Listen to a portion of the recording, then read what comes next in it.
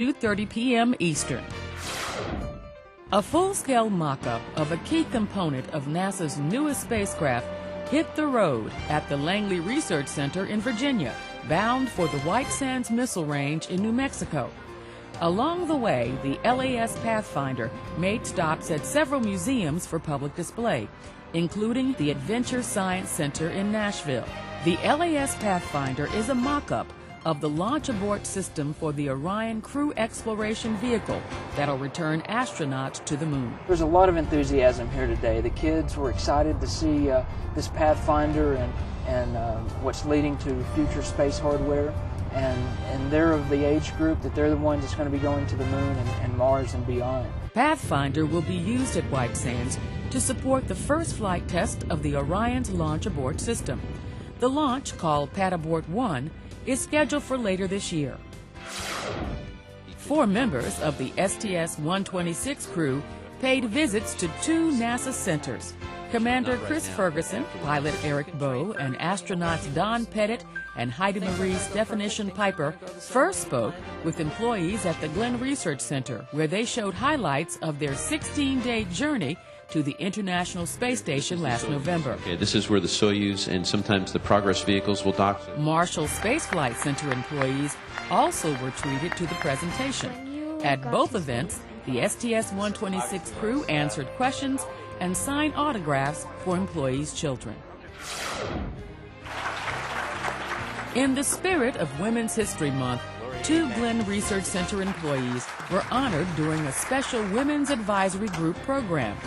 Robin Gordon and Laurie Manthe received Federal Women's Program Awards for their outstanding achievements and contributions. Gordon, the Deputy Director of Center Operations, plays a principal role in institutional functions and has served as Chief of Glenn's Offices of Diversity and Human Resources and Workforce Planning. Manthe, Liaison Officer in the Director's Office, assists senior management in various functions and mentors culturally diverse employees. One of my favorite females who worked at NASA, who was a great inspiration to me, was the first female SESer. Her name was Peggy Yoner, and she was the head of the Computer Services Division. She was also a neighbor of my family's, and we would spend time talking, and she inspired me to do well at NASA. Don't think, I can't do that. Think, how can I do that? And the second thing I would want people to remember is that offer opportunities to others. Don't be afraid to pull somebody along behind you or push somebody forward. You know, they may come back to help you one day.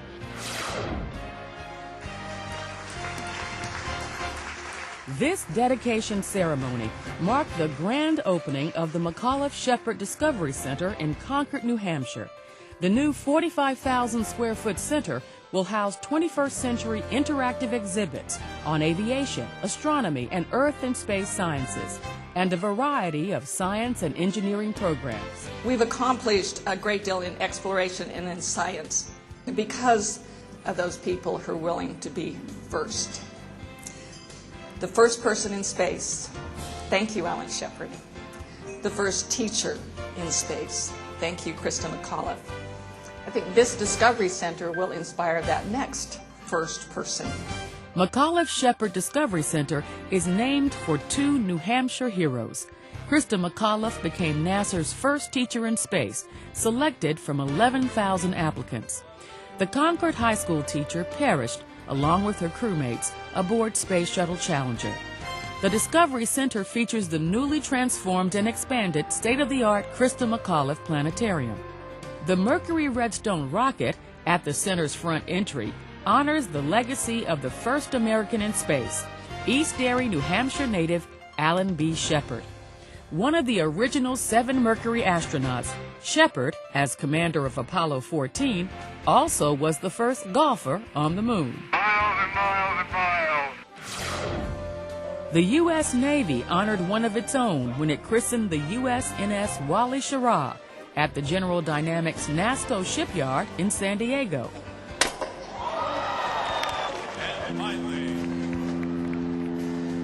Walter Wally Schirra Jr. was a U.S. Naval Academy graduate and former Navy test pilot who served in both World War II and the Korean War.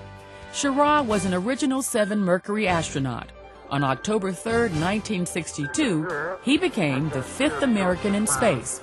He holds the distinction of being the only astronaut to fly in each of the Mercury, Gemini, and Apollo space programs. The actual launch of this newest of the Navy's underway replenishment ships was delayed by a few minutes when cold temperatures hardened the grease used to slide the vessel into the water. Veteran NASA astronauts in attendance who remember Schirra fondly say the notorious practical joker would have been tickled by the glitch. I think Wally's hand was there at the back of the ship to keep it from going when everybody thought it was going to start sliding away. But eventually he let it go, and I thought I heard a gotcha up there in the clouds. The naming of the USNS Wally Schirra continues a long-held Navy tradition for honoring pioneers and explorers. And that's This Week at NASA. For more on these and other stories, log on to www.nasa.gov.